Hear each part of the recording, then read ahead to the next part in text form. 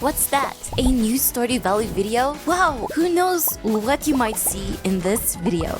Want to profit off of fruit? Plant banana trees in your greenhouse. These will grow every single day no matter the season and can stack up to 3 bananas. Pair these with preservation jars to easily create banana jelly. The timing is perfect as it takes 3 days to turn a fruit into jelly, so you only need to visit the greenhouse twice a week. Nice. To gain access to the kitchen that will allow you to craft some really important cooking recipes, you will need to upgrade your farmhouse at least one time. To do this, it will cost you 10,000 gold and 450 wood. Getting that 10,000 gold is pretty easy, but we are always low on wood, especially in the early game. So if you find yourself with some extra money and just need that kitchen, remember that wood is very cheap in your first year. It will only cost you 4,500 gold to buy all of the wood you need to buy that upgrade. It's a good investment into your time and resources.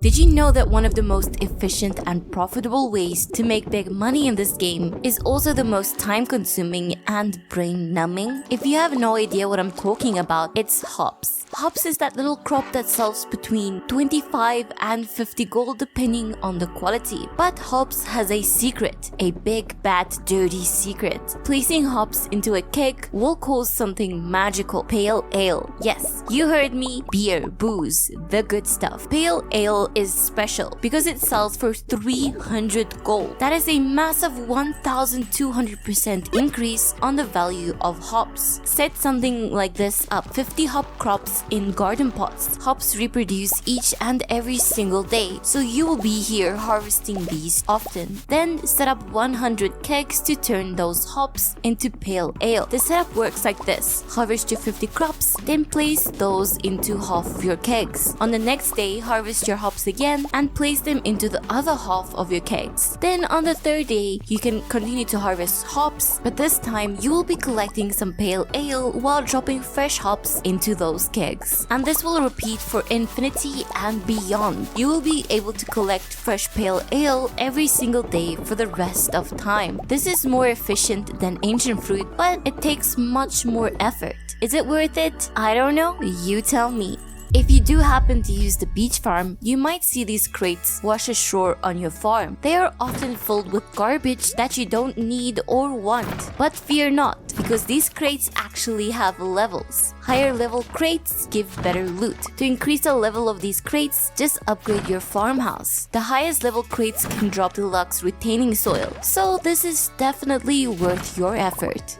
Stardew Valley is 6 years old. Yes, it's an old game, and if you have been playing for as long as I have, you most likely have a large stack of iridium ore just laying around. Because after you understand the basics, you can easily farm hundreds of the stuff every single time you go into the skull cavern. So what happens when you have enough iridium sprinklers? And while this may seem impossible, what happens when we have enough crystallariums? Well, it's simple really. Many people forget that the blacksmith profession exists. This little mining profession will increase the sell price of bars by 50%. Yes, you can sell those, and yes, you should, because a single iridium bar sells for a massive 1,500 gold. Very good, but wait, radioactive bars only have 3 uses in this entire game? That's fine, because they sell for even more, at a massive 4,500 gold.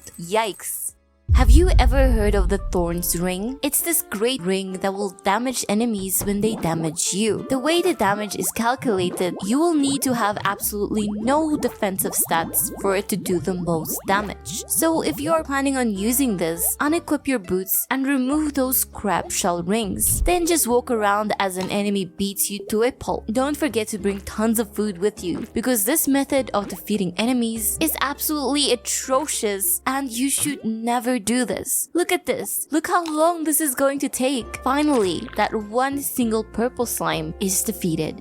Do you hate your spouse? Same. Want to make things go back the way they were? Good. Just sell everything until you have made 50,000 gold, and then file for a divorce inside of Mayor Lewis's manor. Now it's back to how it was. Single and broke. Perfect. The Ginger Island farm is kinda amazing. While it isn't as big as our farm in the valley, it has the advantage of being able to grow any seed during any season, which is kind of a game changer. But what about these spots over here? How are we supposed to place sprinklers here in a good way so that those crops stay watered? The answer is you don't. Trying to get sprinklers to work in this wonky area is just not it. However, you can take advantage of rice shoots or taro tubers. These two crops do not need to be watered if they are placed within 3 tiles of a water source. It's like watering crops in Minecraft. This might just be the only use for these two crops in the game. You know where Mary Lewis's golden statue is. If you follow the arrows on a secret note number 19, you will find his golden statue hidden behind his house. But the question I have for you is, how is this hidden? From our perspective, we cannot see it. But from the villager's perspective, Pierre should immediately see it after exiting his house. This statue is not really hidden at all if you think about it. Do you find combat hard? No? Well, if you do, this build will make your life so gosh darn easy. Get your favorite infinity weapon. I recommend the infinity blade for this. Enchant it with that sweet vampirism enchant. Then enhance it with 3 emeralds for masterful attack speed. We are not done yet. Then grab 2 vampire rings and combine them with 2 emerald rings. Now, just aimlessly swing your weapon as fast as you can since you are smacking so fast. You will hit them before they hit you. But if they do happen to hit you, you will just regain it all with the power of lifesteal. I don't know what to tell you. It just works, man. Did you know that there is an unused sprite sheet in the game called the Jolly Roger? It was added in the 1.5 update, and there may have been plans for it to be a brand new ghost type enemy in the game. I quickly added it to the game using some very dodgy code, and it looks like this. How cool would it have been if this thing spawned when you entered the Pirate Cove on Ginger Island? Hey you there! We don't get to talk like this often. I just wanted to say thank you for watching my videos and for using code EasyLily at GamerSubs. I really do appreciate you. Without you, I would still be writing boring software for an accounting firm. So, thank you for everything really.